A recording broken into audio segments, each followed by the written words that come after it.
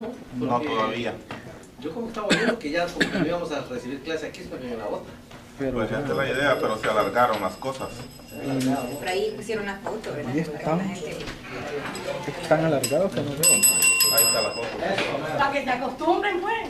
Ah, sí. Después Bueno, decirte que iban a grabar aquí en esta niña Pero tampoco como es que sean de la si no se escriben las tres. Bien, hermanos, vamos a estar orando así sentaditos. No quiero que se pongan de pie porque acabamos de comer y para que la comida se haga digestión tranquilamente. Vamos a hacer una oración aquí como estamos sentaditos.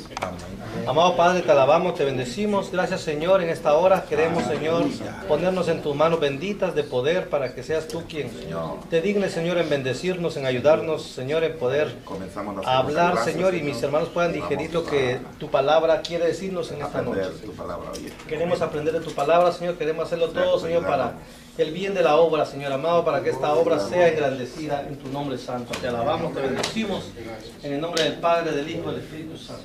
Amén. Amén. Bien, hermanos, nos quedamos en hermenéutica. Estábamos supuestos a haber terminado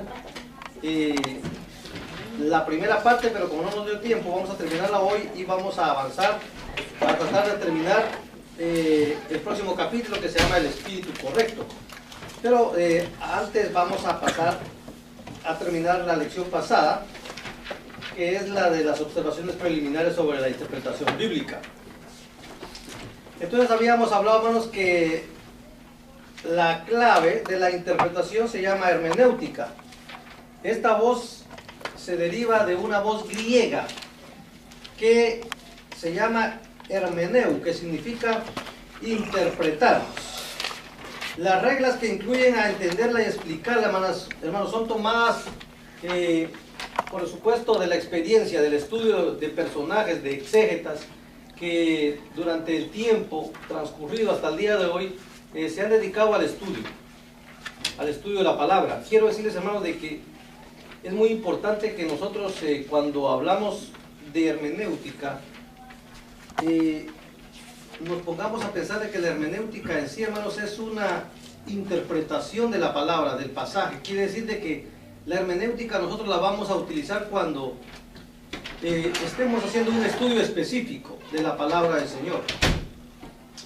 Probablemente, hermanos, a usted le ha pasado, a mí me ha pasado, que yo a veces me pongo a leer la palabra del Señor y hay momentos en que mi mente, hermanos, está leyendo con mis ojos, ¿verdad? Yo estoy leyendo la palabra, pero mi mente no está en la palabra.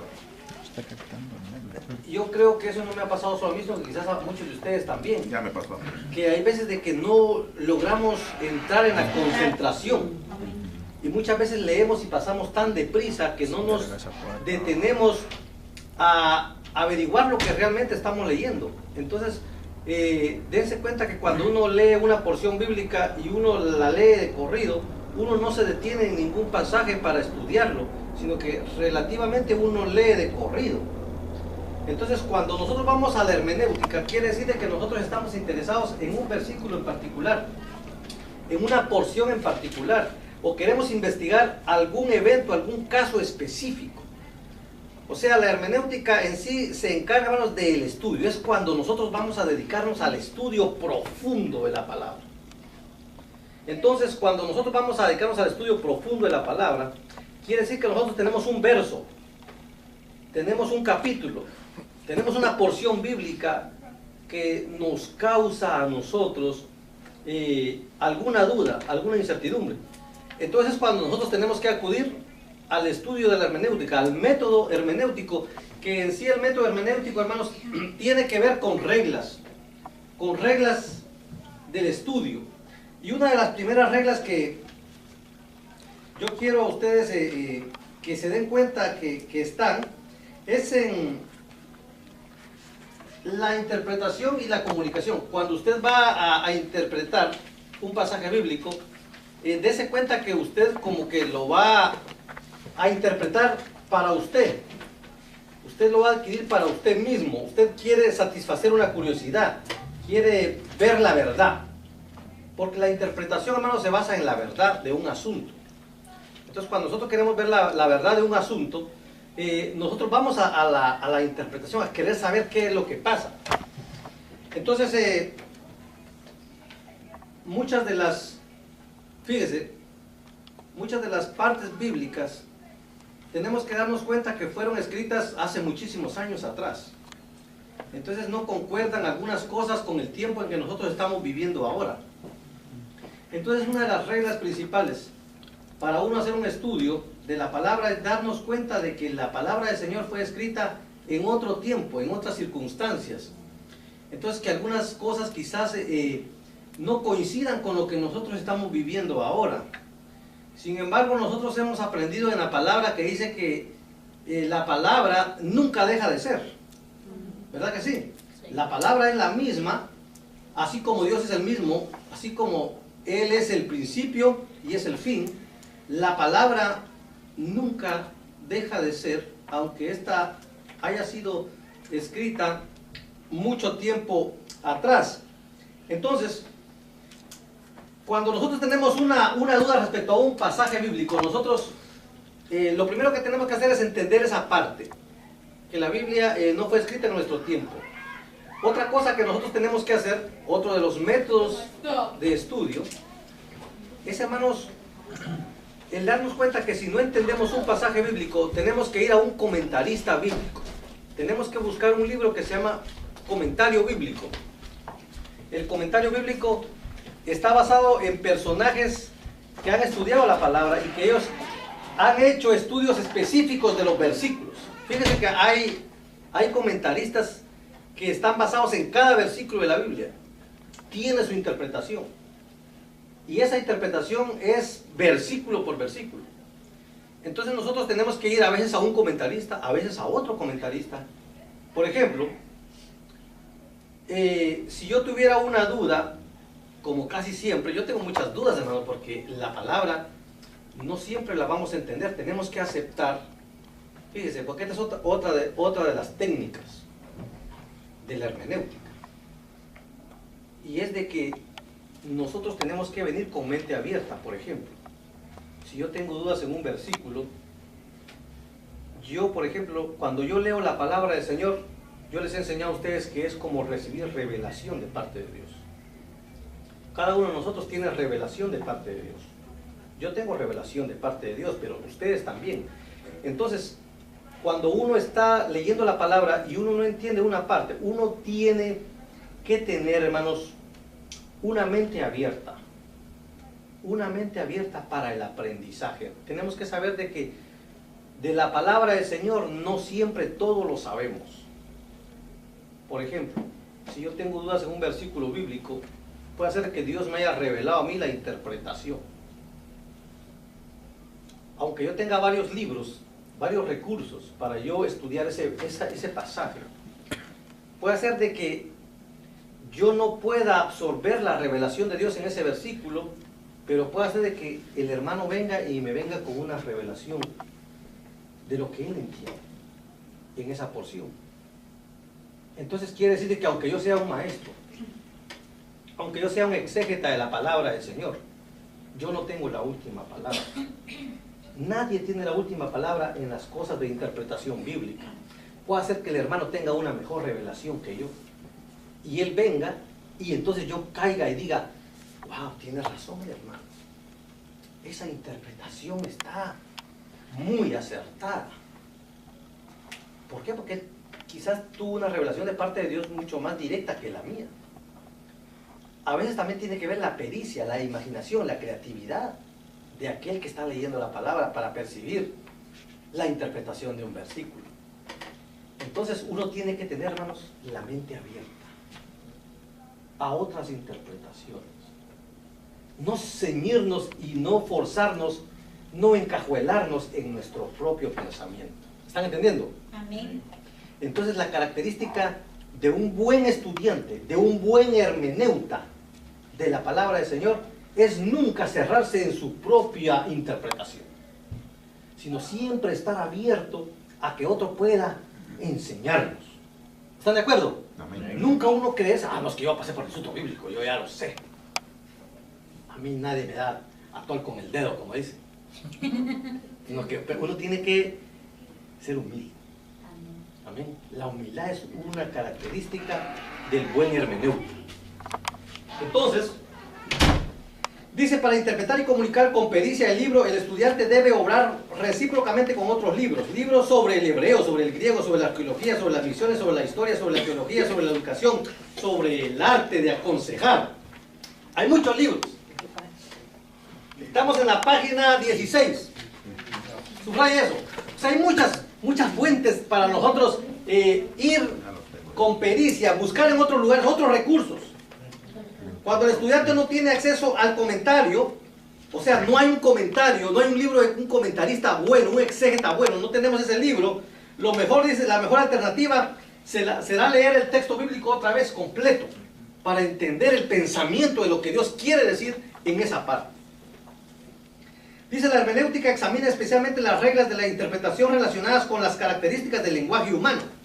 Quiere decir, hermanos, de que nosotros en realidad, cuando vamos a hacer una interpretación, nos estamos basando en la lengua. En la lengua, a veces el hebreo, a veces el arameo, a veces el griego. Que son lenguajes en que, por ejemplo, la Biblia fue escrita, algunas partes, la mayoría del Antiguo Testamento fue escrita en hebreo y algunas partes en arameo. Y la mayoría del Nuevo Testamento fue escrita en griego. Hay muchas partes de la Biblia, la mayoría, en el Antiguo Testamento que fueron escritas en hebreo, pero fíjese que lo que está escrito en hebreo hay muy poquitas cosas, muy pocas pruebas, muy pocos pergaminos. En cambio, lo que fue escrito en griego, como es una lengua más avanzada, entonces resulta que en esa lengua hay mucha abundancia de información. Entonces, nosotros nos encontramos con la situación de que estamos interpretando una lengua que no es originalmente la de nosotros. Entonces, cuando se hace la traducción, resulta de que hay traducciones que no son acertadas necesariamente. Por ejemplo, la Reina Valera es una traducción casi perfecta de la palabra. La Reina Valera es la Biblia que nosotros usamos. Sin embargo, la versión internacional más moderna se adapta más a nuestro vocabulario. Sin embargo, tiende un poco a distorsionar la interpretación. A mí me gusta cuando voy a hacer una interpretación bíblica, algún texto que yo no entienda perfectamente y que quiero hacer el estudio, me gusta tener la Reina Valera, porque para mí esa traducción es casi perfecta. No se puede decir perfecta, pero se asemeja mucho a la perfección. 90%. Sí, me gusta también la forma, el lenguaje, la riqueza de su lenguaje. Fíjese, cuando yo leo la Biblia Internacional, es increíble, pero yo me deleito, yo siento que mi alma se llena más con la Reina Valera que con la versión internacional. No estoy hablando de que no me gusta la versión internacional. Lo que pasa es que yo siento de que la versión internacional le quita el sabor, le quita la esencia. Entonces, pero por supuesto que el motivo, el propósito principal por la que se creó la versión internacional es para el mejor entendimiento de la palabra. Eso ya lo interpretas. Entonces, dice, cada idioma tiene sus propias expresiones que no se prestan para la traducción literal en otros idiomas. Los modismos, por ejemplo, los proverbios, las singularidades gramaticales y las referencias a las costumbres o circunstancias locales. Esto también tiene que ver en la interpretación. Les voy a traer un ejemplo en la próxima clase, no se los voy a traer ahora, porque no quiero que nos extendamos, pero, por ejemplo, les voy a hacer mención del ejemplo que yo les voy a traer. Usted se recuerda la porción bíblica en el libro de Corintios, creo que está, en donde la mujer debe cubrirse el cabello para venir al templo. Y usted sabe que ese es uno de los versos que más contradicción ha dado al pueblo creyente. Porque, por ejemplo, la Iglesia Apóstoles y Profetas ellos utilizan el velo en las mujeres. Y es algo irreverente no traer el velo. Sin embargo, aquí nosotros no lo traemos. Una vez fui a una iglesia de eso, yo era muchacha, y fui, desde que yo entré, había una muchacha andaba un pañuelo y me lo puso en la cabeza. Sí, sí, sí. Y también la iglesia Elim de Guatemala, que ellos hacen llamar la iglesia de Cristo, también las mujeres se ponen el velo al entrar a la iglesia. Entonces, en esta parte bíblica, fíjese que ocurre un asunto totalmente, podríamos decir, de costumbre, algo de modismo, algo de tradición. Les voy a hacer un poquito de historia, solamente para que usted entienda de lo que estoy hablando, hablando de la interpretación bíblica. Fíjese, en aquellos días llegaron con Pablo a quejarse de que las griegas, fíjese, nunca nadie se imaginó que los gentiles íbamos a ser parte de este glorioso reino de Jesucristo. Entonces lo que pasó ya con la iglesia pentecostal, la iglesia primitiva, es de que se unieron los hebreos, los judíos con los gentiles. Pero las esposas de los gentiles venían y subían al altar y empezaban a testificar, empezaban a profetizar, empezaban a hablar en otras lenguas en el altar. Pero ellas no se cubrían, mientras que los judíos se cubrían. Fíjense, era un asunto de costumbre. Las judías traían esa costumbre, mientras que las griegas no. Entonces llegaron con esa queja con Pablo. Y le dijeron a Pablo que ellas estaban demasiado sentidas porque ellas estaban fallando en esa parte, en donde la palabra decía de que la mujer debía de cubrirse, porque fíjense cómo es la creencia de los árabes y de los judíos con respecto a la vestimenta. El que la mujer se cubra la cabeza significa que la mujer está valorando al hombre. Cuando la mujer se cubre, quiere decir de que ella se para aquí y está diciendo que el hombre, el esposo de ella, es digno de ella y ella es digna de él, y que ella le tiene total respeto a él. Cuando usted ve a una árabe cubierta hasta aquí, está diciendo cuánto su esposo la cuida, que no permite que le vean a ella ni los tobillos. Hay unas que se cubren, solamente se dejan los ojos. Está diciendo cuánta autoridad tiene el hombre sobre esa mujer, que no permite que le vean solamente los ojos, porque ellas tienen hasta guantes, no pueden verle ni las manos. La autoridad del hombre sobre esa mujer. Entonces, cuando venían las griegas, que no tenían nada que ver con esa costumbre, venían sin el velo, entonces ellas se sentían y decían que estaban faltándole a Dios. Entonces vino Pablo y tuvo que aclararles y le dijo, resulta que ellas no están faltándole a Dios porque ellas, en realidad, no es la costumbre de ellas ponerse el velo, porque para eso Dios les dio el cabello como velo. El velo de la mujer es su cabello. Ahora, si ellas se quieren rapar, pues que se quiten el pelo y que se pongan el velo. Pero en otras palabras les quiso decir de que el que tuvieran velo o el que tuvieran pelo no quería decir de que no respetaban a su marido. Entonces, el punto al que quedó Pablo en este aspecto es de que la mujer griega debería de cubrirse igual como lo hace la judía para no entrar en polémica.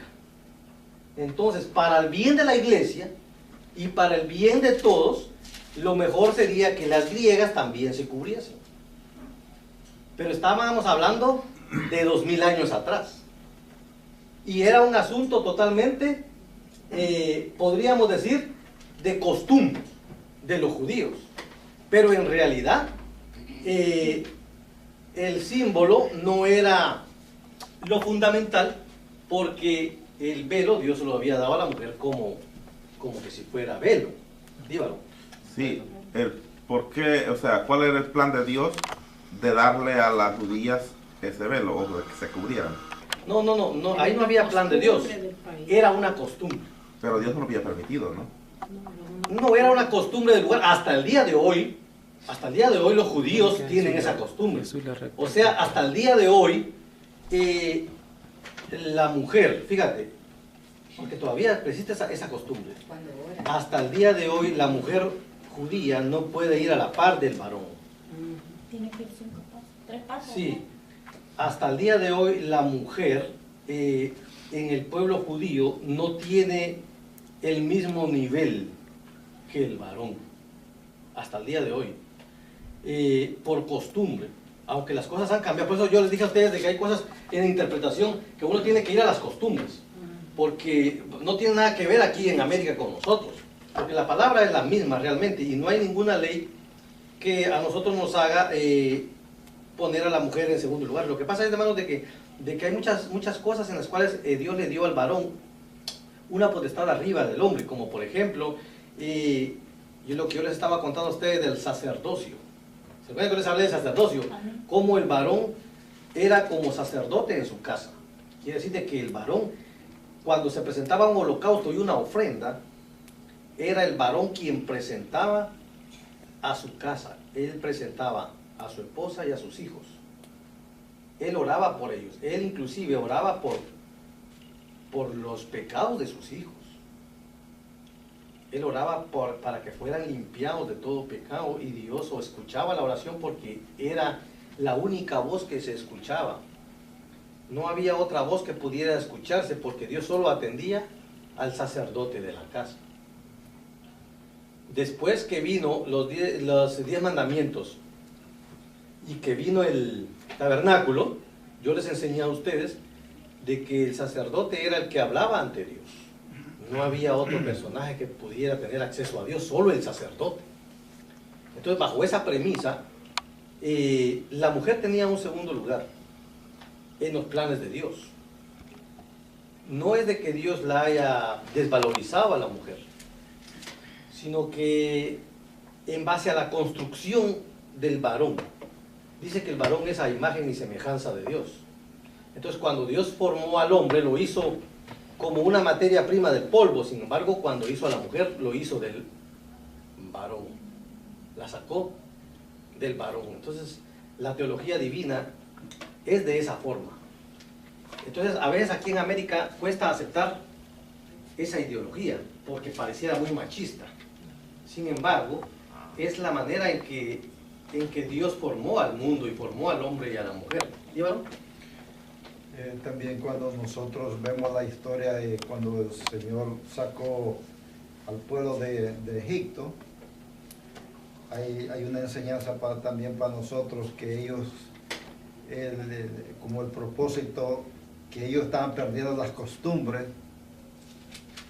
que ellos como habían sido enseñados, porque ya estaban viendo que aquellos se rapaban o creían en otros dioses, ya ellos estaban perdiendo las costumbres. El Señor los trae de regreso. Por supuesto. Va a haber un momento dado cuando vayamos más avanzados en la clase de la hermenéutica y vamos a revisar el versículo que les estoy hablando. Todos esos versos, ese capítulo lo vamos a estudiar entre todos y vamos a hacer la exégesis de esos versos. Y yo quiero que todo el mundo analice conmigo.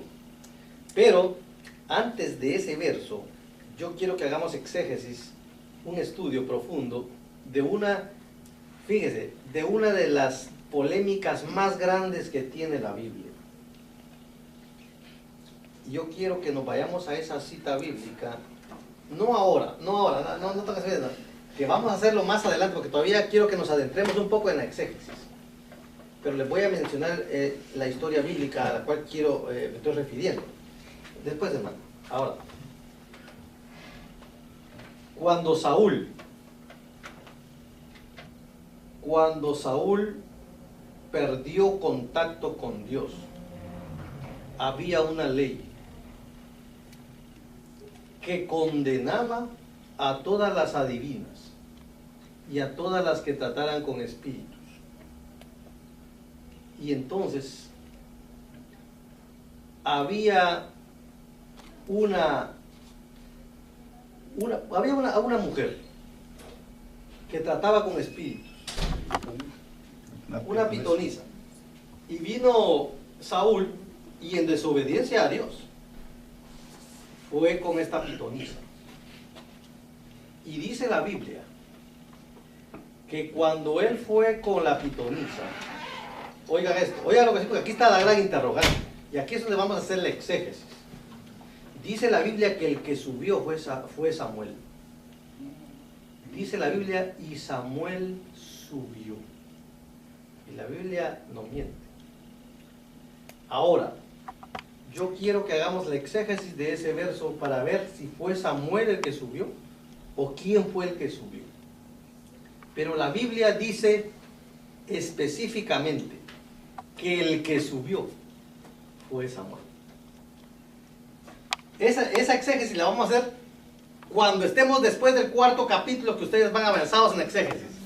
Ahorita estamos nada más estamos dando pasitos, así como cuando el niño está aprendiendo a caminar. Así estamos en exégesis. Pero allí No me digan nada, no me digan ni un comentario de eso hasta que lleguemos a ese día. Guárdatelo ahí. me pica. No, guárdatelo. Tiene revelación, dice hermano. Vamos a ver qué dice la hermana ya. Con el respecto de las mujeres, Sí. todavía hay hombres todavía en los gentiles que yo sé que el hombre fue hecho primero, después la mujer, y yo sé que él es, como se dice, el sacerdote de la casa, ¿no? Sí. Pero todavía hay hombres que no usan eso como de sacerdote, sino que ya van y lo usan como un machismo. Sí. Entonces, No, eso no está bien. incluso hasta veces en los cristianos Sí. se ve esto. Se ve Cierto. que toman esto como que ya no es el ¿cómo le cierto. digo? El don que Dios le ha dado de ser No. el sacerdote, sino que ya vienen a ser como un machismo, como que yo digo que haces esto y lo haces. Sí, Si sí. él no quiere que vaya a la iglesia, ella no va. Sí. Entonces yo pienso que eso debe también de cambiar en esto. No, y les voy a decir una cosa más tremenda. Espero que aquí no esté pasando eso. Yo sé que no.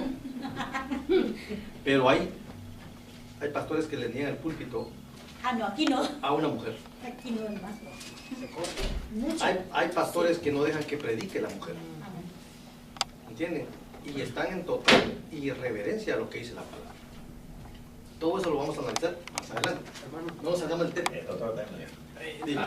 Pero yo no sé, a mí en la escuela nos enseñaron, yo no sé si esto sea un segundo propósito, Sí. pero nos enseñaron que la razón por que las mujeres árabes también se cubren el cabello es porque el cabello causa que el hombre la vea con una manera codiciosa. En otras palabras, que el cabello seduce a los hombres, entonces por eso ellas se los cubren. Tienes razón en eso también. Eso también es cierto.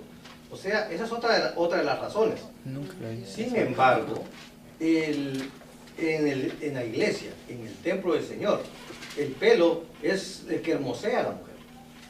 Y entonces el cabello, dice la palabra, eso lo que estoy diciendo ahora no dice la palabra, se le ha dado a la mujer en vez de ver. ¿Sabes que no hay problema? Gracias. Por ahí le queda un- Yo no me pongo ese vestido. No, esa parte les va a quedar bien clara. Cuando hagamos el exégesis les va a encantar esa parte. Bien. Pero eso, Eso me tiene confundido también. Porque como Pablo dijo, entre la iglesia no se discuta.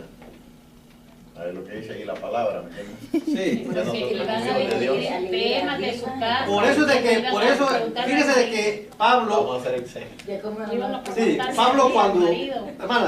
Pablo cuando estaba Pablo dijo resolviendo que- este problema, la iglesia estaba en ese conflicto. Sí. Había muchos problemas. Entonces Pablo estaba resolviendo ese conflicto y la manera de él resolverlo fue esa, de que las griegas también se cubriesen para paz en la congregación. Bien, entonces ahora vamos a hablar de otra parte, ¿no? Ya hablamos de los modismos. Ahora hablemos, dice, cuando tratamos de explicar, nos enfrentamos a un grupo de problemas especiales. Algunos de estos se deben, en la Biblia fue escrita en otra época, lo hablamos, separada de la nuestra por unos 2000 años. La parte, dice, del mundo donde sucedieron los eventos registrados está separada de nuestro mundo por un océano y por un continente. Quiere decir de que las costumbres de allá no se parecen en nada a las de nosotros. ¿Me están entendiendo? Entonces también eso tenemos que verlo. Porque no podemos nosotros acusar a alguien de una manera si nosotros vivimos de otra. Entonces hay cosas que no van. Hay otra cosa, un asunto. Dice, también existen los idiomas en que fue escrito, por ejemplo, una porción bíblica. Porque hay, hermanos, hay lenguas que se llaman lenguas muertas. Aquí lo está diciendo el libro. Estas no pertenecen a la familia de lenguas romances, como la de nosotros. El hebreo y el arameo y el griego tienen poca conexión con el español. Entonces, en la forma de la traducción es muy difícil. Porque, como dice el libro, están las lenguas muertas. ¿Qué son lenguas muertas, hermano? Porque, hermanos, aquí estamos aprendiendo. Yo les voy a decir lo que son lenguas muertas. Lenguas muertas son, por ejemplo, lenguas, hermanos, que ningún pueblo nació con ellas. Quiere decir que se inventaron después, pero no le pertenecen a ningún pueblo. Por ejemplo, el sumerio. El sumerio es una lengua, hermanos, muy antigua, utilizada en el Egipto de antes. Y el sumerio es una lengua muerta porque esta no le perteneció a ningún pueblo. Entonces las lenguas que nunca pertenecieron a ningún pueblo resulta, hermanos, de que se extinguen muy rápido. O sea, se utilizan solo para ciertos asuntos de traducción, pero como ningún pueblo las posee, se dejan de hablar o las hablan 2 o 3 personas que son altamente cultas o preparadas para estudiar este tipo de lenguaje para hacer estudios investigativos. Porque otra de las lenguas muertas también existieron en los mayas, por ejemplo, los jeroglíficos. Ellos no nacieron con esta lengua, sino que ellos la inventaron para ellos poder comunicarse o dejar un legado, por ejemplo, de escritura, pero ellos no nacieron con, ellos se la inventaron ya estando crecidos, pero no nacieron con esa lengua. Y eso es para no ser captados. Sí, las lenguas muertas en sí son lenguas, hermanos, que nunca pertenecieron a un pueblo. Entonces, estas se extinguieron y por eso se llaman lenguas muertas también, porque nunca progresaron. Las lenguas muertas, hermanos, se extinguieron. Ahora no hay ninguna que podamos tener al alcance de nosotros. Por ejemplo, el sumerio es demasiado antiguo y quizás es el más famoso de las lenguas muertas. El hebreo no se puede considerar una lengua muerta porque el hebreo, los judíos nacieron con el hebreo. ¿Sumerio quién, perdón? ¿Sí? ¿En qué lugar? ¿O no? El sumerio en Egipto, usada en Egipto. Voy a ver si les puedo mencionar otra adicional al sumerio.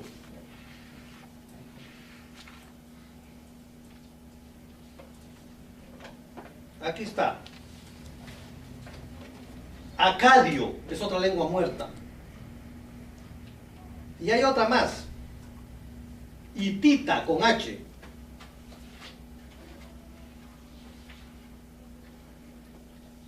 Dice la escritura cuneiforme.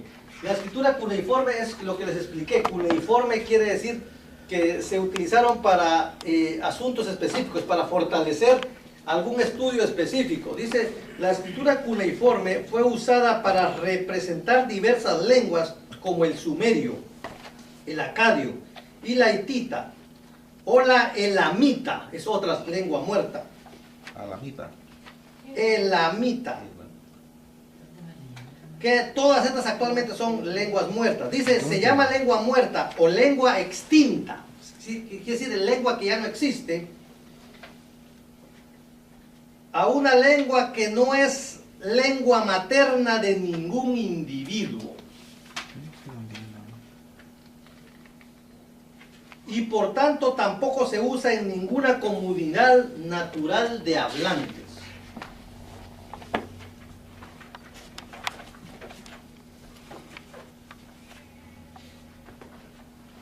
Bien, otra otra característica que tenemos, hermanos, de las lenguas antiguas, por ejemplo, del hebreo, es de que dése cuenta que esa se escribe diferente que la de nosotros.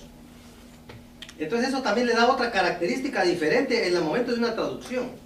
Dése cuenta que nosotros escribimos de izquierda a derecha, sin embargo, el hebreo se escribe de derecha a izquierda. ¿Ya están entendiendo? Entonces dice que al principio dice que también se le han añadido un montón de vocales y bastantes puntos actualmente al hebreo, puntos que no existían antes, ahora se le han añadido, o sea, se ha modernizado la lengua.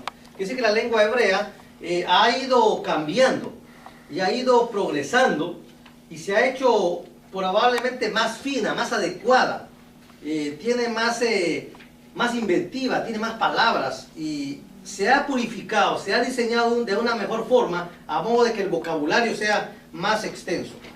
Bien, ahora tenemos otro punto también. Dice, generalmente no tenemos literatura en hebreo sino en el Antiguo Testamento, solo en el Antiguo Testamento. Los escritos apócrifos, los rollos del Mar Muerto y unos pedacitos de olla rota son casi todo lo que existe.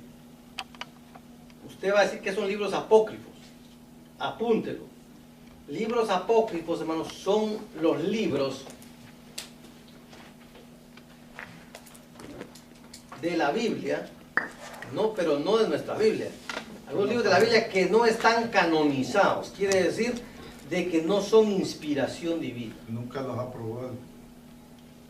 Y les voy a hablar un poquito de los libros apócrifos. ¿Libros qué? Apócrifos. Eso los tiene la Biblia católica. Sí, por ejemplo, Judith, Macabeos, Segunda de Esdras, los escritos de Salomón, Sabiduría de Salomón, Tayuri, sí. Hay muchos, pero miren, hermanos, los libros apócrifos, esos no nos pertenecen a nosotros, no tenemos que estudiarlos, pero debemos mencionarlos. Hay 15, y fíjese, usted no sabe de que de Malaquías a Mateo hay 430 años de silencio. O sea, cuando terminó el Antiguo Testamento, fíjese que Dios hizo un silencio. 400 años de silencio. Hasta que nació nuestro Señor Jesucristo. De Malaquías a Mateo. Pero fíjense ustedes, como hubieron tantos años, 400 años de silencio, la gente se puso a escribir. Cada quien escribía su propio disparate y decían que era la palabra. Y los judíos muchos estuvieron leyendo y escribiendo. Y hubo mucha actividad literaria en esos 400 años, pero ninguna era de inspiración de Dios. Y todos los libros apócrifos se escribieron en ese lapso de 400 años. Ninguno se escribió en otro tiempo. En el lapso de esos 400 años. No había palabra de Dios, pero la gente empezó a escribir. Sí, lo único pero que... tiene una similitud, ¿verdad? Bastante en la historia bíblica. Por supuesto, porque los que escribieron eran historiadores, pero gente que veía, pero veía con los ojos naturales. Sí, lo eso que es pasa es historia. que como los han encontrado No son buenas. y tienen vienen de esa época, a ellos le toman en cuenta que en qué tiempo los hicieron. Dices, no, se sabe la fecha. Se sabe la fecha y quién escribió. Algunos se sabe quién lo escribió, otros no. Pero por ejemplo, el libro de Sabiduría de Salomón no lo escribió Salomón. Y cuando usted lee esos libros, hermanos, fíjese, no está la riqueza del Espíritu Santo alimentando tu alma. Porque cuando uno lee esos libros, están llenos de vacío. Hay un vacío ahí. Tú los lees y no hay unción en esas palabras. No es como cuando uno lee la palabra genuina de Dios, que tú la lees y es un alimento, es un refrigerio para la alma. Tú te gozas cuando lees esos salmos, te gozas cuando lees el libro de Mateo, lees las parábolas, lees el libro de Apocalipsis y dices, wow, pero qué maravilloso libro, dice uno, y uno se queda encantado, fascinado. Sin embargo, yo he leído los libros apócrifos, me los he leído toditos, yo digo, pero ¿en dónde está el problema de estos libros? ¿Dónde oscila el problema? Si la escritura es casi la misma. Y hermanos, el problema está en que no son inspiración divina. Hermano, yo hay veces que aquí quisiera compartir muchas cosas, de las que pasan conmigo. Sí. Pero hay veces que me limito y me quedo ahí, a veces. Pero los libros, todos estos que estamos viendo, Sí, no me llenan. por supuesto. ¿Sabe qué es lo que no me aburre? Sí, la palabra. Exactamente. No quisiera parar. Exactamente. Y ha Ese es el habido punto. veces que he tenido que parar porque la presión se me sube, porque yo padezco la presión Sí. alta. Pero estos libros, No importa quién los haya escrito, no importa que haya sido muy inteligente el que los escribió, no importa que sea, hermanos, el puro conocimiento, porque estos libros son buenos, Y buenos. lo- Pero él dice, es lo que dice el hermano. lo comparto, Hay un gran vacío lo ahí. comparto No de hay esa bendición. forma porque me parece, perdón la expresión, Ajá. aburrido. Sí, son aburridos, aburridísimos. Y la palabra. Sí, es cierto. A mí me parecen aburridos.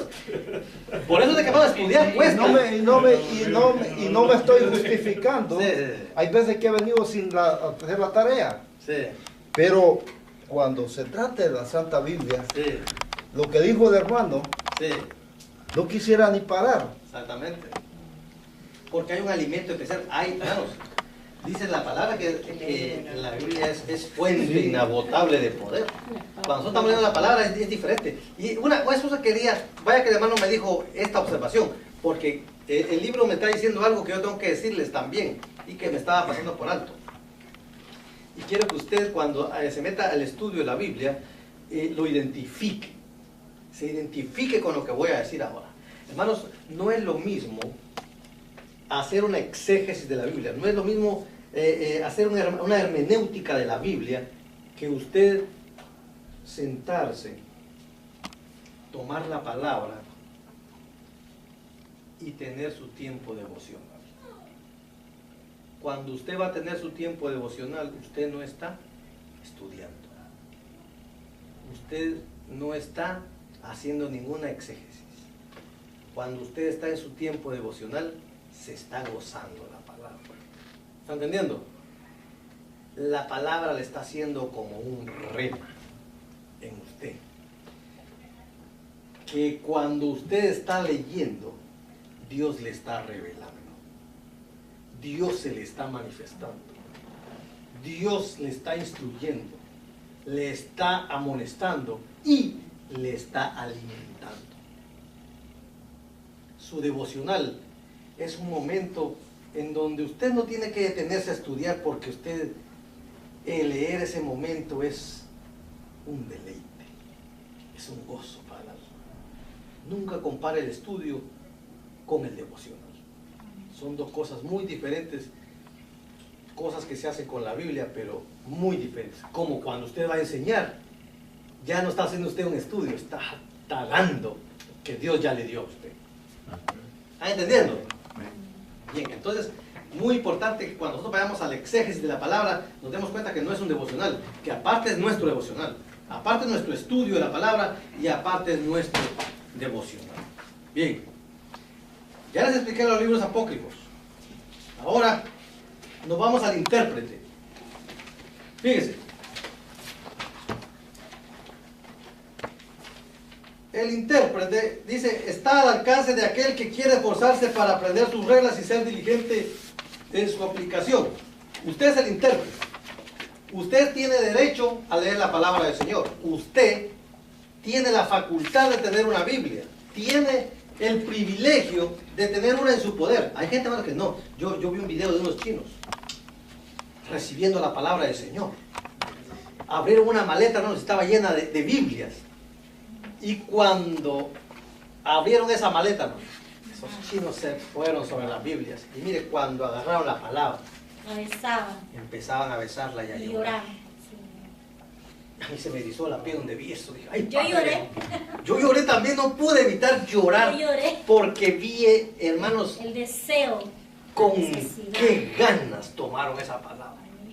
Y se posesionaron de ella y la abrazaron. Ay, la besaban. Y la besaban y lloraban porque tenían el privilegio de tener la palabra de Dios. Había unción, había poder ahí.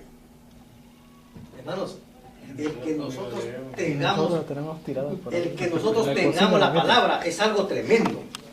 Oigan lo que les voy a contar, La cocina. porque esto es poderoso. Usted sabe que la Iglesia Católica hasta el año 1800, hace cerca, hasta el año 1800 permitió que sus feligreses leyeran la Biblia. 1800. 1800. Por aquí 1960. dice también que no les permiten. No permitían ellos que en varios pueblos cambiaban las fechas en que iban permitiendo. Por ejemplo, en México hubo una fecha diferente porque no permitía, porque decían de que el que leía la palabra se volvía loco, se enloquecía, y solamente los sacerdotes podían leer la palabra, porque decían ellos de que la otra gente no tenía la facultad de leerla. Imagínense, hermanos, cómo uno va a vivir sin la palabra de Dios. ¿Cómo van a frenar a uno ese derecho que uno tiene? Si usted puede leer y puede escribir, usted tiene obligación de leer la palabra. Como creyente, obligación. El deber de leerla. Si usted quiere seguir los pasos de Cristo, la receta está en la Biblia. Ya iba a levantar el libro, pero no es. La receta está en la palabra del Señor. Bien, entonces, estábamos en el intérprete. Dice, entonces, hermanos, que oiga lo que la Iglesia Católica dice: la Iglesia no es el único intérprete que tenga derecho a determinar y definir el significado verdadero de la Escritura. Al contrario, la Escritura determina lo que debe enseñar la Iglesia. Porque entonces estábamos hablando de esta Iglesia, que esta prohibía la lectura de la Santa Palabra. Prohibía la lectura. Dice, es interesante observar al principio que ese argumento fue rechazado por el erudito holandés humanista Erasmo. Él fue el que peleó para que la Iglesia Católica desistiera de ese pensamiento y ya los feligreses pudieran también leer la palabra. Viene el libre examen de las Escrituras.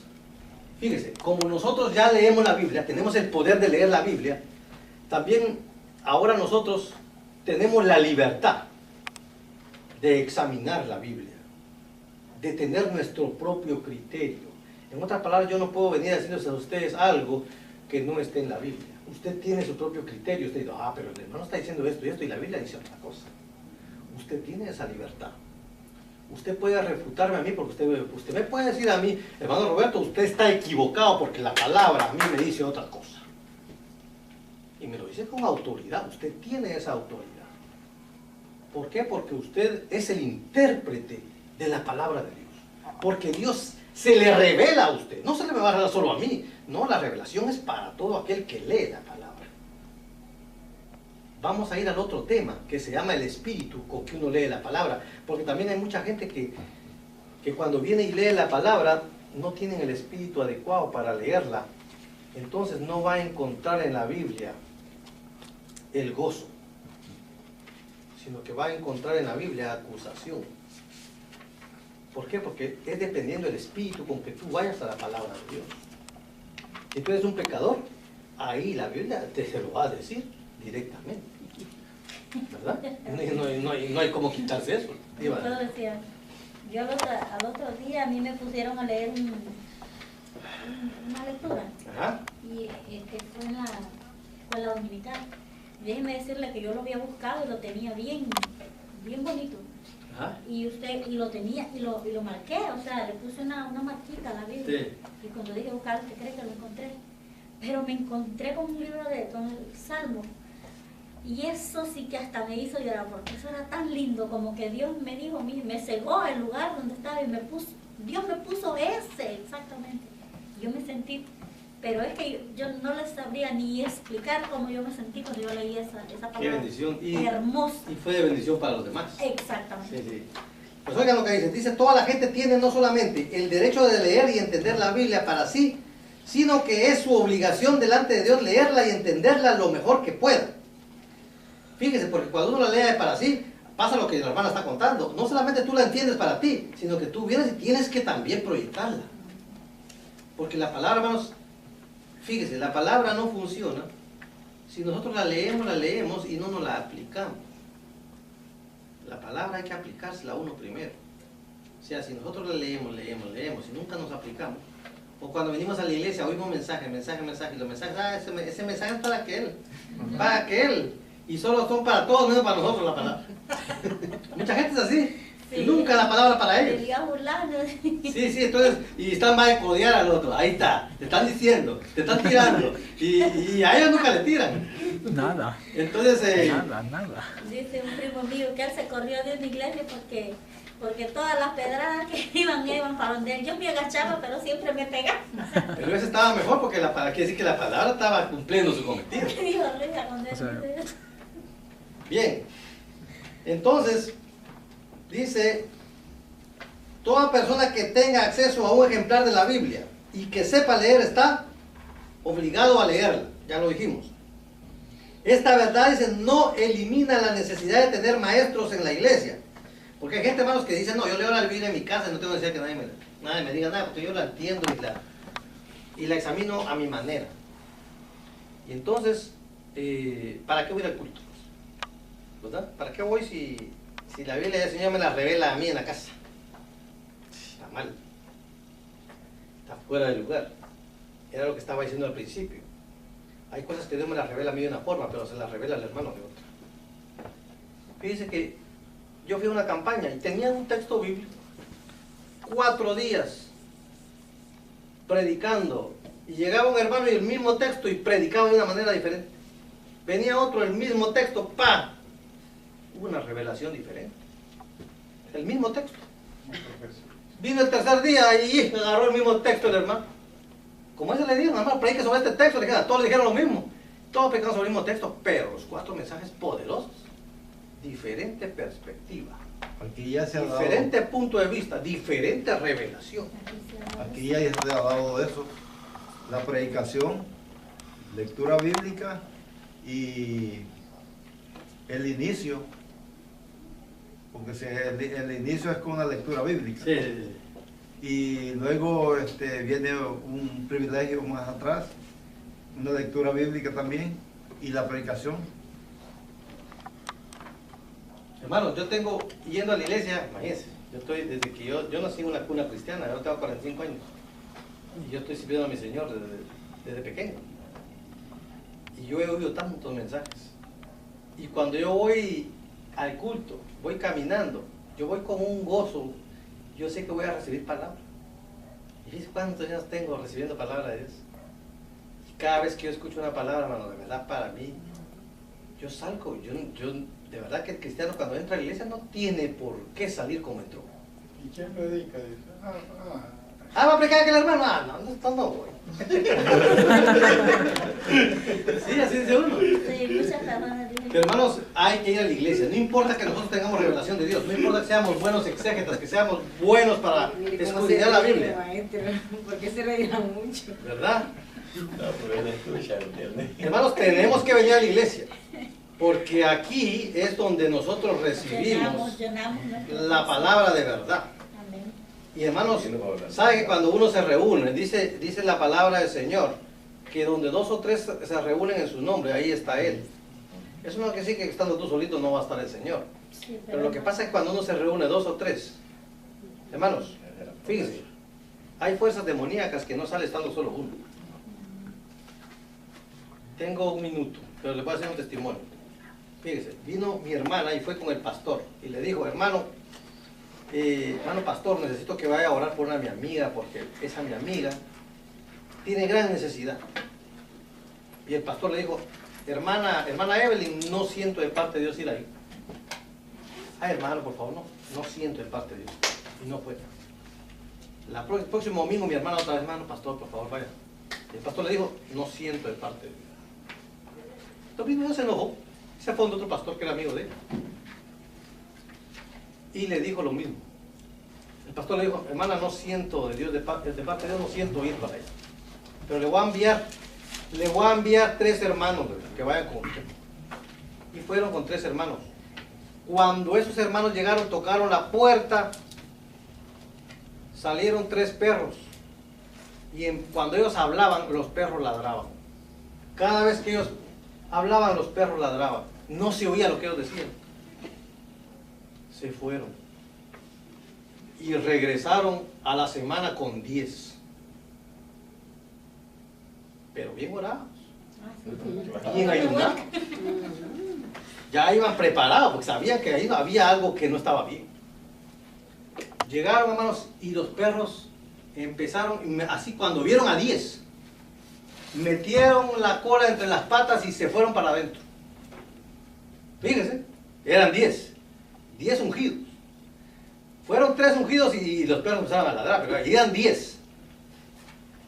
Y hermanos, cuando ellos empezaron a hacer el culto, las cosas empezaron a levantarse. Y mi hermana, viendo cómo las cosas se levantaban, dice que ella fue a la cocina a buscar a la hermana, a su amiga, y un perro se le tiró encima, hermano, y le barrió todo, y se le paraba como que si fuera un hombre haciéndole cosas. Y mi hermana trataba de quitárselo, y mi hermana se enmudeció, se aflojó, se le aflojó el cuerpo, y era el mismo diablo encima de ella. Y entonces dice que la fue a agarrar para un hermano y la metieron en la oración. Y cuando estaban orando, recibieron revelación de parte de Dios. Y le dijeron, llamaron a la muchacha, amiga de mi hermana, le dijeron, señora, usted hizo un pacto con el diablo, Dios nos lo ha revelado aquí. Usted entregó a su hijo a Satanás, su hijo está allá arriba. Y el mismo Satanás está con él. Y lo que sube y baja aquí son legiones de demonios. Hermanos, hasta el día de hoy, esa casa, ella la abandonó y ha pasado como por 7 dueños y nadie puede quedarse a dormir ahí. Nadie puede vivir en esa casa porque el diablo se ha posesionado de ella. ¿Está entendiendo?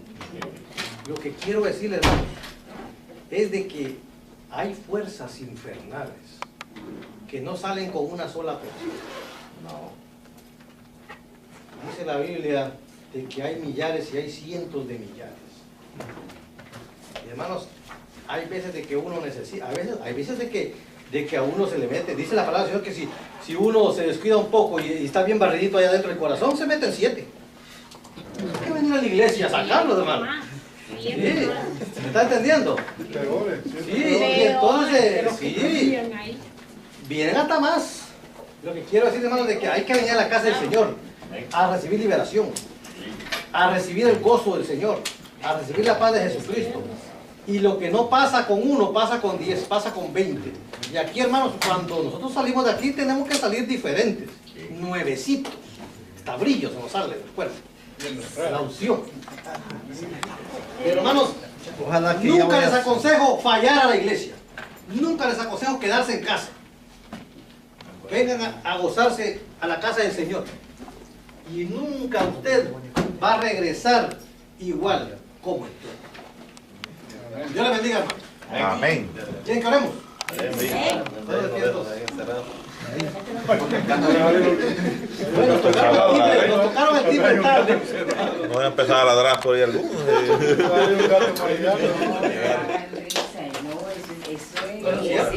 Claro que sí. Eso es una cosa de la vida real. Miren, para que no compren esa casa, está en la bajada del cementerio, está enfrente. Aquí en la 51. Esa casa, hermanos, nadie la puede comprar. Aquí en New Jersey, aquí en Norbergen. No, por eso que hay gente, hermanos, cuando ustedes se mudan a una casa, oren. Ahí está cerquita. Y santifíquenlo. Porque, hermanos, hay lugares que el diablo se ha posesionado de ellos. Hay territorios que el diablo, porque ustedes saben de que cuando el diablo fue expulsado, él se vino a posesionar de la tierra. Por eso la palabra del Señor dice que nosotros no pertenecemos a este mundo. Nosotros no somos del mundo, somos peregrinos en este lugar. Y el diablo se ha situado en lugares que él los usa como su, podríamos decir, como su lugar de escondite, para él juntarse. Vamos a orar. Amado Padre, te alabamos, te bendecimos. Gracias te damos por su pueblo en esta hora, Señor. Pedimos de que tu presencia sea una bendita realidad en nuestras vidas. Te alabamos, te bendecimos. En esta hora, Señor, nos ponemos en tus manos benditas de poder. Pedimos, Señor, que una doble unción de tu Espíritu Santo more sobre nosotros, Señor amado. Pido, Señor, una cobertura especial para mis hermanos, para mis alumnos en esta hora. Que tú nos permitas irnos con gozo, Señor, con alegría en nuestros hogares. Que tú nos guardes, que nos protejas de todo mal, de todo peligro. En tus manos nos encomendamos, Señor, en el nombre del Padre, del Hijo y del Espíritu Santo. Amén. Había unción, había poder ahí. Hermanos, el que nosotros tengamos la palabra es algo tremendo. Oigan lo que les voy a contar, porque esto es poderoso. Usted sabe que la Iglesia Católica hasta el año 1800, hace cerca, hasta el año 1800 permitió que sus feligreses leyeran la Biblia.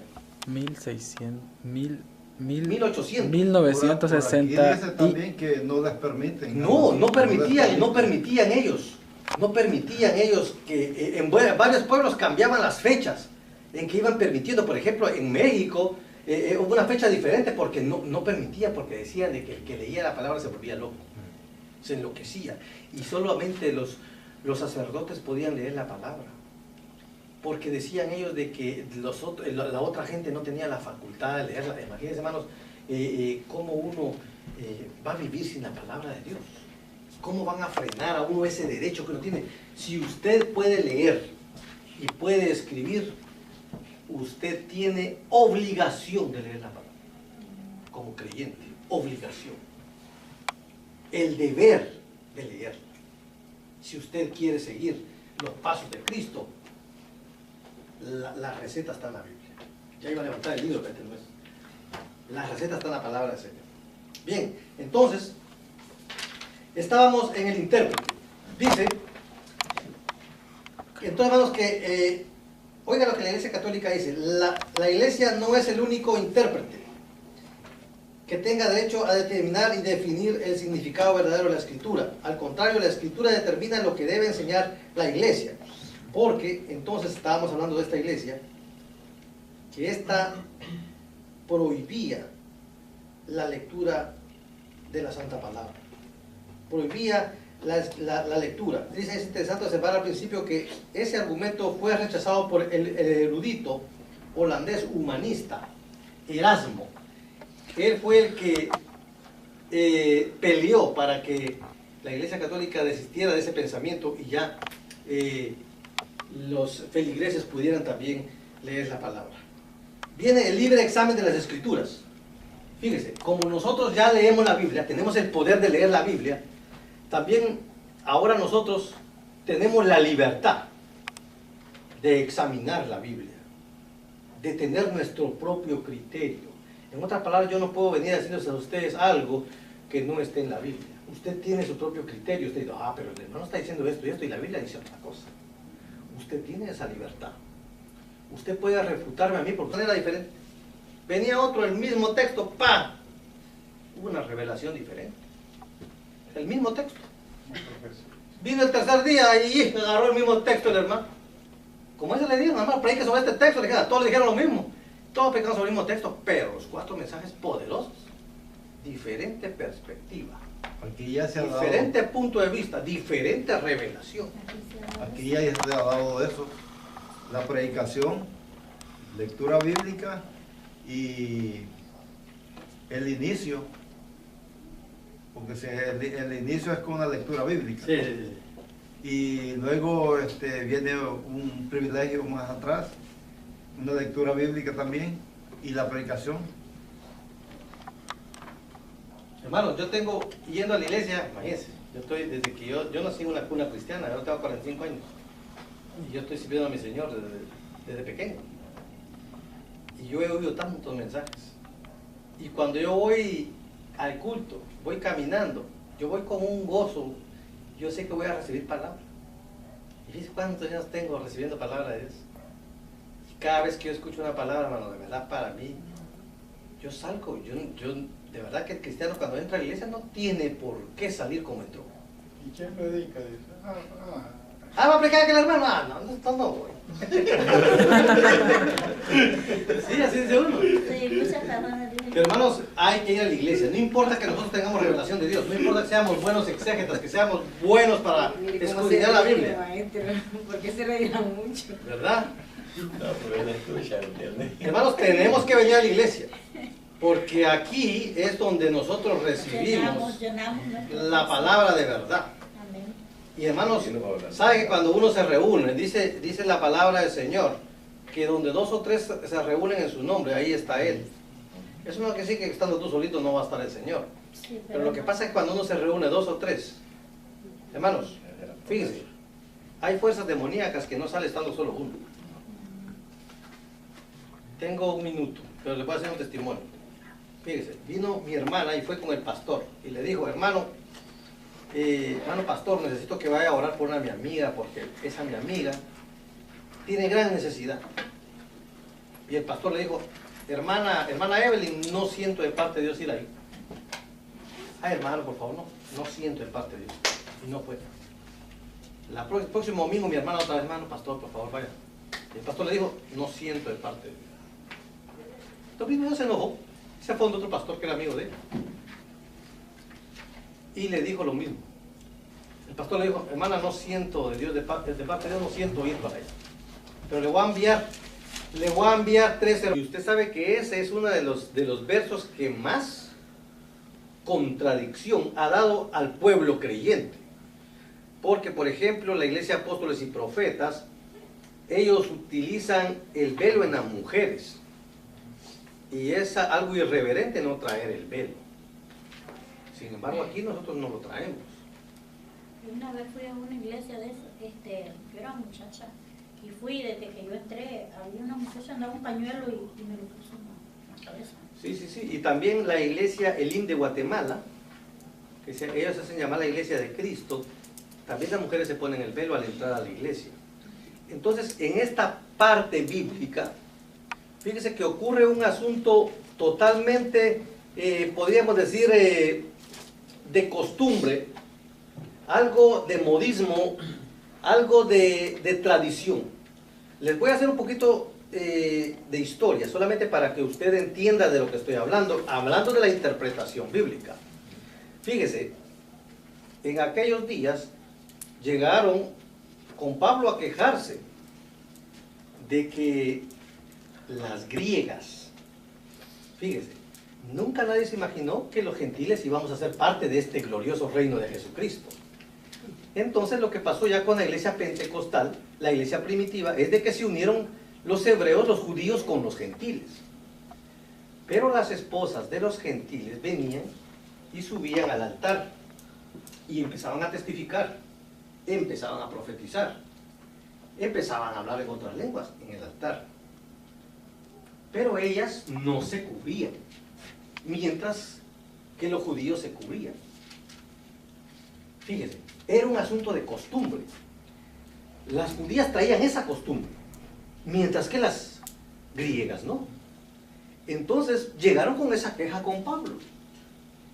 Y le dijeron a Pablo que ellas estaban demasiado sentidas porque ellas estaban fallando en esa parte, en donde la palabra decía de que la mujer debía de cubrirse, porque fíjense cómo es la creencia de los árabes y de los judíos con respecto a la vestimenta. El que la mujer se cubra la cabeza significa que la mujer está valorando al hombre. Cuando la mujer se cubre, quiere decir de que ella se para aquí y está diciendo que el hombre, el esposo de ella, es digno de ella y ella es digna de él.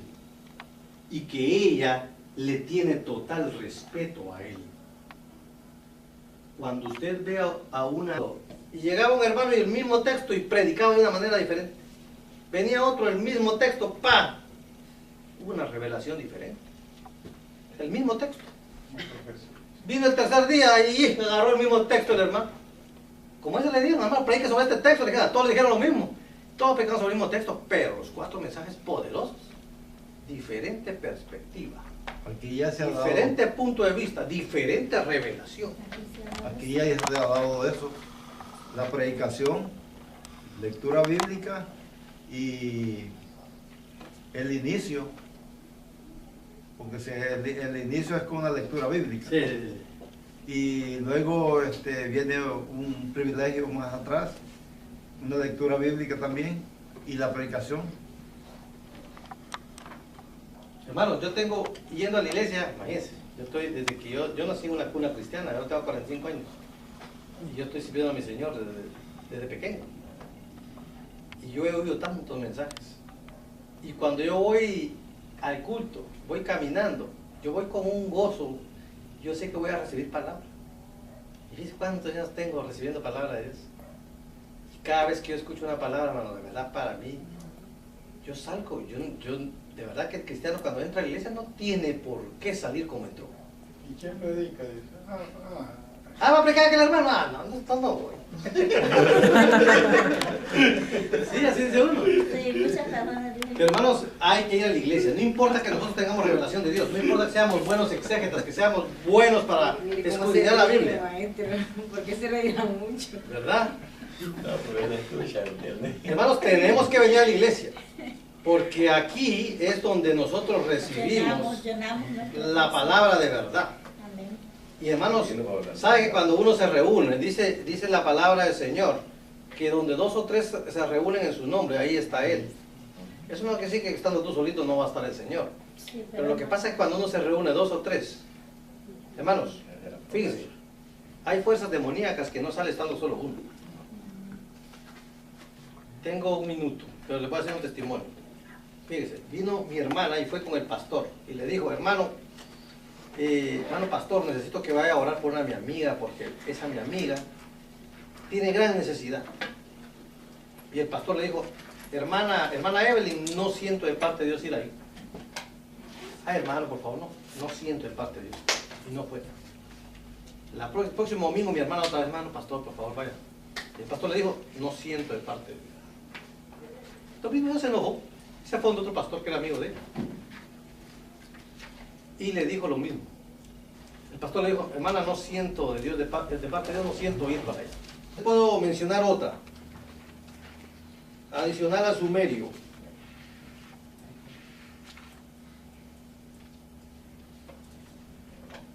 Aquí está. Acadio, es otra lengua muerta. Y hay otra más. Hitita con H.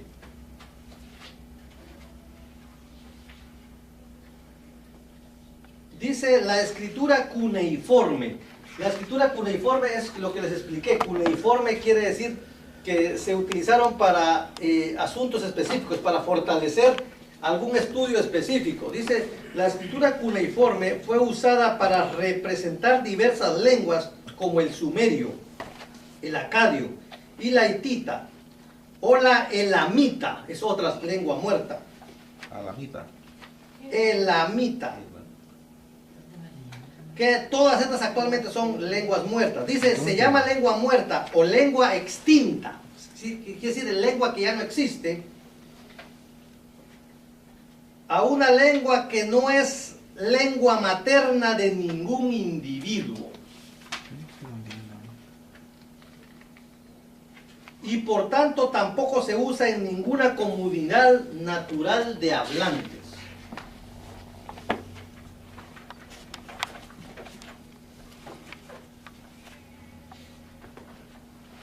Bien, otra característica que tenemos, hermanos, de las lenguas antiguas, por ejemplo del hebreo, es de que dense cuenta que esa se escribe diferente que la de nosotros.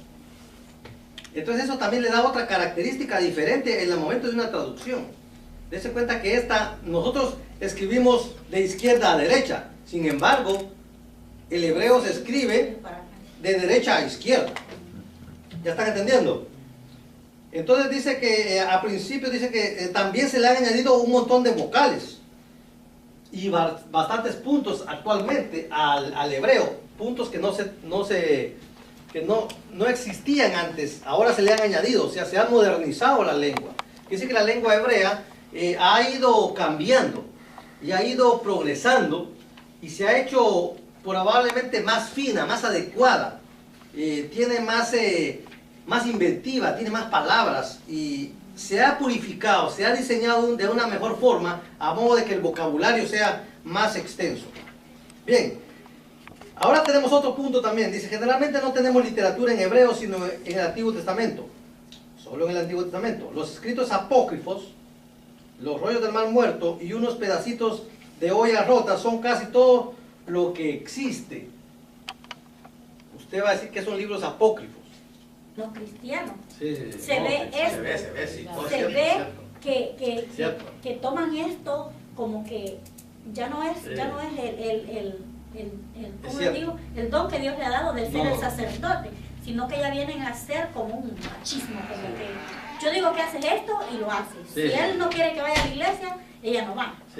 Entonces yo pienso que eso debe también de cambiar en esto. No, y le voy a decir una cosa más tremenda. Espero que aquí no esté pasando eso. Yo sé que no. Pero hay pastores que le niegan el púlpito. Ah, no, aquí no. A una mujer. Aquí no es más. Hay pastores que no dejan que predique la mujer. ¿Entienden? Y están en total irreverencia a lo que dice la palabra. Todo eso lo vamos a analizar más adelante. No nos salgamos del tema. Pero yo no sé, a mí en la escuela nos enseñaron, yo no sé si esto sea un segundo propósito, pero nos enseñaron que la razón por que las mujeres árabes también se cubren el cabello es porque el cabello causa que el hombre la vea con una manera codiciosa. En otras palabras, que el cabello seduce a los hombres, entonces por eso ellas se los cubren. Tienes razón en eso también es cierto. O sea, esa es otra de las razones. Sin embargo, en la iglesia, en el templo del Señor, el pelo es el que hermosea a la mujer. Y entonces el cabello, dice la palabra, eso lo que estoy diciendo ahora no dice la palabra, se le ha dado a la mujer en vez de ver. Que no hay problema. Gracias. Gracias. Yo no me pongo ese brillo. No, esa parte le va a quedar bien clara. Cuando hagamos el exégesis le va a encantar esa parte. Bien. Pero Eso me tiene confundido también. Porque como Pablo dijo, entre la iglesia no se discuta. A ver lo que dice ahí la palabra, ¿me entiendes? Sí. Ya no Sí, son le van a bendiciones de Dios. decir Temas de su casa. Por eso, fíjese de que Pablo, Vamos a hacer exégesis. Ya como sí, Pablo cuando estaba Pablo dijo resolviendo que- este problema, la iglesia estaba en ese conflicto. Sí. Había muchos problemas. Entonces Pablo estaba resolviendo ese conflicto y la manera de él resolverlo fue esa, de que las griegas también se cubriesen para paz en la congregación. Bien, entonces ahora vamos a hablar de otra parte, ¿no? Ya hablamos de los modismos. Ahora hablemos, dice, cuando tratamos de explicar, nos enfrentamos a un grupo de problemas especiales. Algunos de estos se deben, en la Biblia fue escrita en otra época, lo hablamos, separada de la nuestra por unos 2000 años. La parte, dice, del mundo donde sucedieron los eventos registrados está separada de nuestro mundo por un océano y por un continente. Quiere decir de que las costumbres de allá no se parecen en nada a las de nosotros. ¿Me están entendiendo? Entonces también eso tenemos que verlo, porque no podemos nosotros... Privilegio más atrás, una lectura bíblica también y la predicación. Hermano, yo tengo, yendo a la iglesia, imagínense, desde que yo nací en una cuna cristiana, yo tengo 45 años, y yo estoy sirviendo a mi Señor desde pequeño. Y yo he oído tantos mensajes. Y cuando yo voy al culto, voy caminando, yo voy con un gozo, yo sé que voy a recibir palabra. Y fíjense cuántos años tengo recibiendo palabra de Dios. Y cada vez que yo escucho una palabra, hermano, de verdad para mí, yo salgo, yo de verdad que el cristiano cuando entra a la iglesia no tiene por qué salir como entró. ¿Y quién predica? Dice, ¿Va a predicar aquel hermano? No voy. Sí, así dice uno. Sí, muchas personas dicen. Pero hermanos, hay que ir a la iglesia. No importa que nosotros tengamos revelación de Dios. No importa que seamos buenos exégetas, que seamos buenos para Mire cómo escudriñar se la ríe, Biblia. maestro. ¿Por qué se reirá mucho? ¿Verdad? No, pero él escucha, ¿entiendes? Hermanos, tenemos que venir a la iglesia. Porque aquí es donde nosotros recibimos Llenamos nuestro la palabra de verdad. Amén. Y hermanos, ¿sabe que cuando uno se reúne, dice la palabra del Señor, que donde 2 o 3 se reúnen en su nombre, ahí está Él? Eso no quiere decir que estando tú solito no va a estar el Señor. Sí, Pero lo que pasa es que cuando uno se reúne 2 o 3, hermanos, fíjense, hay fuerzas demoníacas que no sale estando solo uno. Tengo un minuto, pero les voy a hacer un testimonio. Fíjense, vino mi hermana y fue con el pastor y le dijo, hermano pastor, necesito que vaya a orar por mi amiga, porque esa mi amiga tiene gran necesidad. Y el pastor le dijo, hermana Evelyn, no siento de parte de Dios ir ahí. Ay, hermano, por favor, no siento de parte de Dios. Y no fue. El próximo domingo mi hermana otra vez, hermano, pastor, por favor, vaya. Y el pastor le dijo, no siento de parte de Dios. Entonces mismo se enojó, se fue a otro pastor que era amigo de él. Y le dijo lo mismo. El pastor le dijo, hermana, no siento de Dios, de parte de Dios, no siento ir para allá. Pero le voy a enviar 3 hermanos que vayan con usted. Y fueron con 3 hermanos. Cuando esos hermanos llegaron, tocaron la puerta, salieron 3 perros. Y cuando ellos hablaban, los perros ladraban. Cada vez que ellos hablaban, los perros ladraban. No se oía lo que ellos decían. Se fueron. Y regresaron a la semana con 10. Pero bien orados. Bien ayunados. Ya iban preparados, porque sabían que ahí había algo que no estaba bien. Llegaron, hermanos, y los perros empezaron, así cuando vieron a 10, el varón. Dice que el varón es a imagen y semejanza de Dios.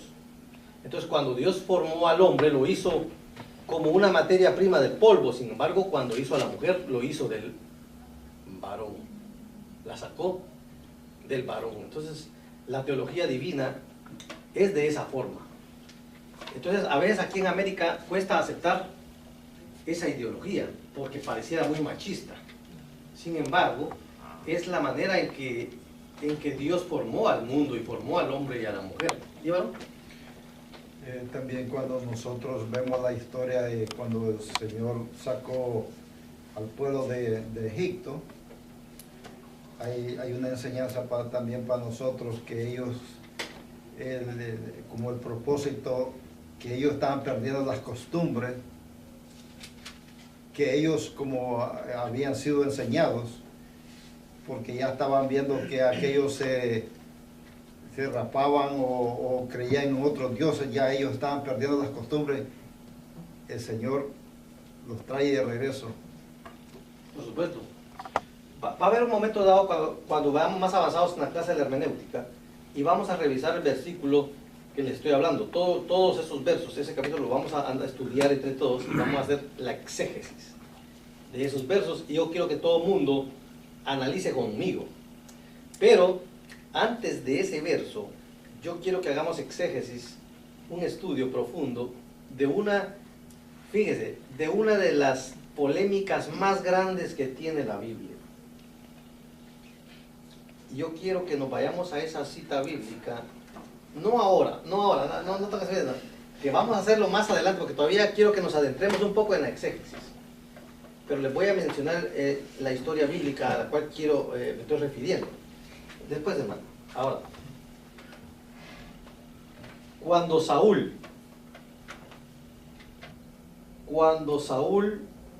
perdió contacto con Dios, había una ley que condenaba a todas las adivinas y a todas las que trataran con espíritus. Y entonces había una mujer que trataba con espíritus, una pitonisa, y vino Saúl y en desobediencia a Dios fue con esta pitonisa. Y dice la Biblia que cuando él fue con la pitonisa, oigan esto, oigan lo que sí, porque aquí está la gran interrogante y aquí es donde vamos a hacer la exégesis. Pasa lo que la hermana está contando, no solamente tú la entiendes para ti, sino que tú vienes y tienes que también proyectarla. Porque la palabra, hermanos, fíjese, la palabra no funciona Si nosotros la leemos y no nos la aplicamos. La palabra hay que aplicársela a uno primero. O sea, si nosotros la leemos y nunca nos aplicamos, o cuando venimos a la iglesia oímos mensaje, y los mensajes, ese mensaje es para aquel, y solo son para todos, menos para nosotros la palabra. Mucha gente es así, Sí. Nunca la palabra para ellos. Se iba burlando. Sí, entonces, y están más de codear al otro, ahí está, te están diciendo, te están tirando, y a ellos nunca le tiran. Nada. Entonces, Nada. Dice un primo mío que él se corrió de una iglesia porque todas las pedradas que iban para donde él. Yo me agachaba, pero siempre me pegaba. pero ese estaba mejor porque quiere decir que la palabra estaba cumpliendo su cometido. Dijo, Luisa, cuando él O sea, dice, Bien, entonces, dice, toda persona que tenga acceso a un ejemplar de la Biblia y que sepa leer está obligado a leerla, ya lo dijimos. Esta verdad, dice, no elimina la necesidad de tener maestros en la iglesia. Porque hay gente, hermanos, que dice, no, yo leo la Biblia en mi casa y no tengo necesidad que nadie me diga nada, porque yo la entiendo y la examino a mi manera. Y entonces, ¿para qué voy al culto? ¿Verdad? ¿Para qué voy si la Biblia del Señor me la revela a mí en la casa? Está mal. Está fuera de lugar. Era lo que estaba diciendo al principio. Hay cosas que Dios me las revela a mí de una forma, pero se las revela al hermano de otra. Fíjense que yo fui a una campaña y tenían un texto bíblico, 4 días predicando, y llegaba un hermano y el mismo texto y predicaba de una manera diferente. Venía otro, el mismo texto, ¡pa! Hubo una revelación diferente. El mismo texto. Vino el tercer día y agarró el mismo texto el hermano. Como eso le dijo, nada más predique sobre este texto, todos le dijeron lo mismo. Todos predicaron sobre el mismo texto, pero los 4 mensajes poderosos. Diferente perspectiva. Aquí ya se ha dado, Diferente punto de vista, diferente revelación. aquí ya se ha dado eso, la predicación, lectura bíblica y el inicio, porque el inicio es con una lectura bíblica. Sí. Y luego viene un privilegio más atrás, una lectura bíblica también y la predicación. Hermano, yo tengo, yendo a la iglesia, imagínense, desde que yo nací en una cuna cristiana, yo tengo 45 años, y yo estoy sirviendo a mi Señor desde pequeño. Y yo he oído tantos mensajes. Y cuando yo voy al culto, para estudiarlo, sino que relativamente uno lee de corrido. Entonces, cuando nosotros vamos a la hermenéutica, quiere decir que nosotros estamos interesados en un versículo en particular, en una porción en particular, o queremos investigar algún evento, algún caso específico. O sea, la hermenéutica en sí se encarga, hermanos, del estudio. Es cuando nosotros vamos a dedicarnos al estudio profundo de la palabra. Entonces, cuando nosotros vamos a dedicarnos al estudio profundo de la palabra, quiere decir que nosotros tenemos un verso, tenemos un capítulo, tenemos una porción bíblica que nos causa a nosotros alguna duda, alguna incertidumbre. Entonces, cuando nosotros tenemos que acudir al estudio de la hermenéutica, al método hermenéutico, que en sí el método hermenéutico, hermanos, tiene que ver con reglas del estudio. Y una de las primeras reglas que yo quiero a ustedes que se den cuenta que están, es en la interpretación y la comunicación. Cuando usted va a interpretar un pasaje bíblico, dése cuenta que usted como que lo va a interpretar para usted. Usted lo va a adquirir para usted mismo. Usted quiere satisfacer una curiosidad, quiere ver la verdad. Porque la interpretación, hermanos, se basa en la verdad de un asunto. Entonces, cuando nosotros queremos ver la verdad de un asunto, nosotros vamos a la interpretación, a querer saber qué es lo que pasa. Entonces, muchas de las partes bíblicas tenemos que darnos cuenta que fueron escritas hace muchísimos años atrás. Entonces no concuerdan algunas cosas con el tiempo en que nosotros estamos viviendo ahora. Entonces, una de las reglas principales para uno hacer un estudio de la palabra es darnos cuenta de que la palabra del Señor fue escrita en otro tiempo, en otras circunstancias. Entonces, que algunas cosas quizás no coincidan con lo que nosotros estamos viviendo ahora. Sin embargo, nosotros hemos aprendido en la palabra que dice que la palabra nunca deja de ser. ¿Verdad que sí? La palabra es la misma, así como Dios es el mismo, así como Él es el principio y es el fin. La palabra nunca deja de ser, aunque esta haya sido escrita mucho tiempo atrás. Entonces, cuando nosotros tenemos una duda respecto a un pasaje bíblico, nosotros lo primero que tenemos que hacer es entender esa parte, que la Biblia no fue escrita en nuestro tiempo. Otra cosa que nosotros tenemos que hacer, otro de los métodos de estudio, es, hermanos, el darnos cuenta que si no... Hay una enseñanza también para nosotros, que ellos, como el propósito, que ellos estaban perdiendo las costumbres, que ellos como habían sido enseñados, porque ya estaban viendo que aquellos se rapaban o creían en otros dioses, ya ellos estaban perdiendo las costumbres. El Señor los trae de regreso. Por supuesto. Va a haber un momento dado cuando vayamos más avanzados en la clase de la hermenéutica y vamos a revisar el versículo que les estoy hablando. Todos esos versos, ese capítulo lo vamos a estudiar entre todos y vamos a hacer la exégesis de esos versos, y yo quiero que todo el mundo analice conmigo. Pero antes de ese verso, yo quiero que hagamos exégesis, un estudio profundo de una, fíjese, de una de las polémicas más grandes que tiene la Biblia. Yo quiero que nos vayamos a esa cita bíblica, no ahora, no tengas miedo, que vamos a hacerlo más adelante, porque todavía quiero que nos adentremos un poco en la exégesis. Pero les voy a mencionar la historia bíblica a la cual me estoy refiriendo. Después, hermano. Ahora, cuando Saúl perdió contacto con Dios, había una ley que condenaba a todas las adivinas y a todas las que trataran con espíritus. Y entonces había una mujer que trataba con espíritus, una pitonisa, y vino Saúl y en desobediencia a Dios fue con esta pitonisa. Y dice la Biblia que cuando él fue con la pitonisa, oigan esto, oigan lo que sí, porque aquí está la gran interrogante, y aquí es donde vamos a hacer la exégesis. Dice la Biblia que el que subió fue Samuel. Dice la Biblia, y Samuel subió. Y la Biblia no miente. Ahora, yo quiero que hagamos la exégesis de ese verso para ver si fue Samuel el que subió o quién fue el que subió. Pero la Biblia dice específicamente que el que subió fue Samuel. Esa exégesis la vamos a hacer cuando estemos después del cuarto capítulo, que ustedes van avanzados en exégesis. Porque ahorita estamos nada más, estamos dando pasitos, dando así como...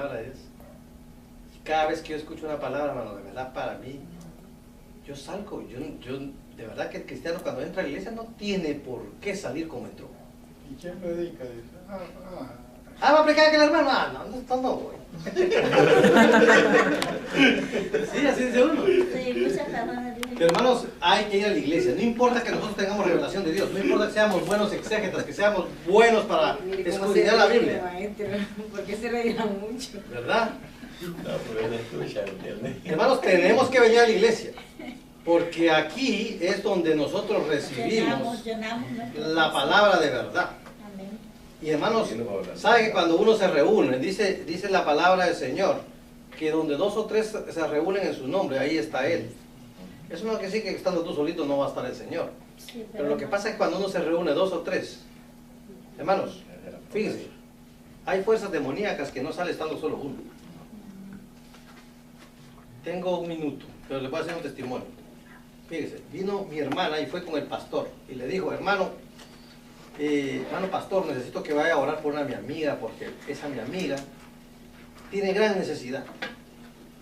Y el pastor le dijo, hermana Evelyn, no siento de parte de Dios ir ahí. Ay, hermano, por favor, no siento de parte de Dios. Y no fue. El próximo domingo mi hermana otra vez, hermano pastor, por favor, vaya. Y el pastor le dijo, no siento de parte de Dios. Entonces mismo se enojó, se fue donde otro pastor que era amigo de él.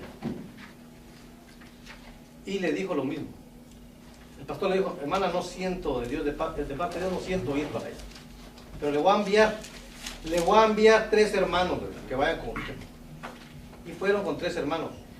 Cuando esos hermanos llegaron, tocaron la puerta, salieron 3 perros.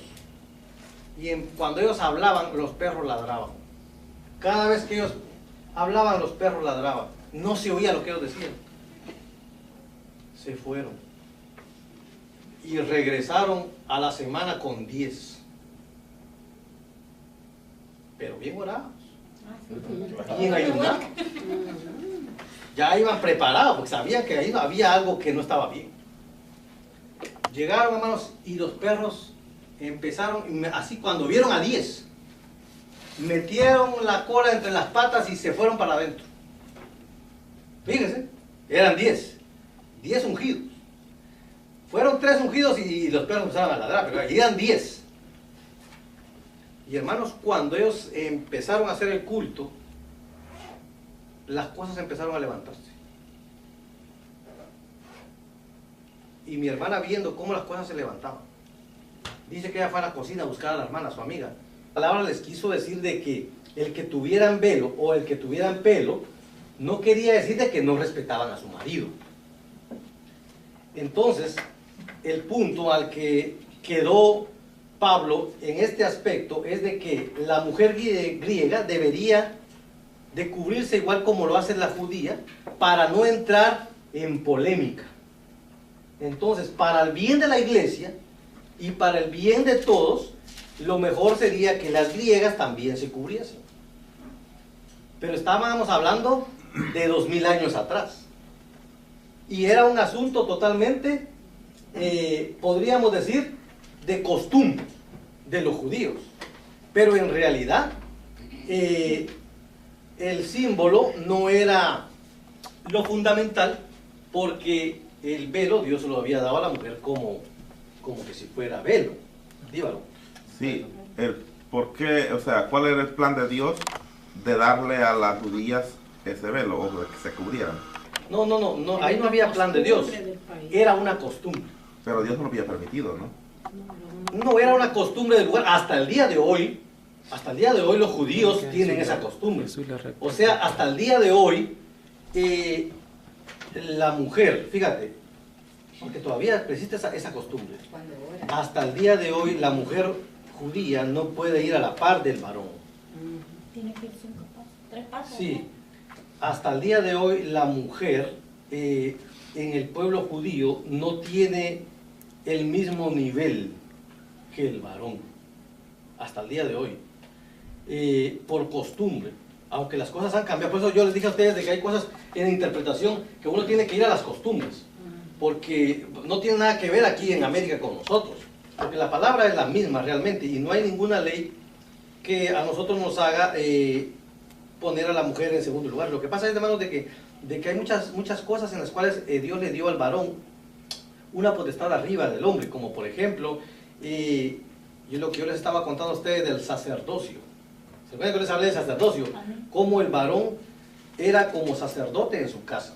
Quiere decir de que el varón, cuando se presentaba un holocausto y una ofrenda, era el varón quien presentaba a su casa. Él presentaba a su esposa y a sus hijos. Él oraba por ellos. Él inclusive oraba por los pecados de sus hijos. Él oraba para que fueran limpiados de todo pecado, y Dios escuchaba la oración porque era la única voz que se escuchaba. No había otra voz que pudiera escucharse porque Dios solo atendía al sacerdote de la casa. Después que vino los días, se imaginó que los gentiles íbamos a ser parte de este glorioso reino de Jesucristo. Entonces lo que pasó ya con la iglesia pentecostal, la iglesia primitiva, es de que se unieron los hebreos, los judíos con los gentiles. Pero las esposas de los gentiles venían y subían al altar y empezaban a testificar, empezaban a profetizar, empezaban a hablar en otras lenguas en el altar. Pero ellas no se cubrían, mientras que los judíos se cubrían. Fíjense, era un asunto de costumbre. Las judías traían esa costumbre, mientras que las griegas no.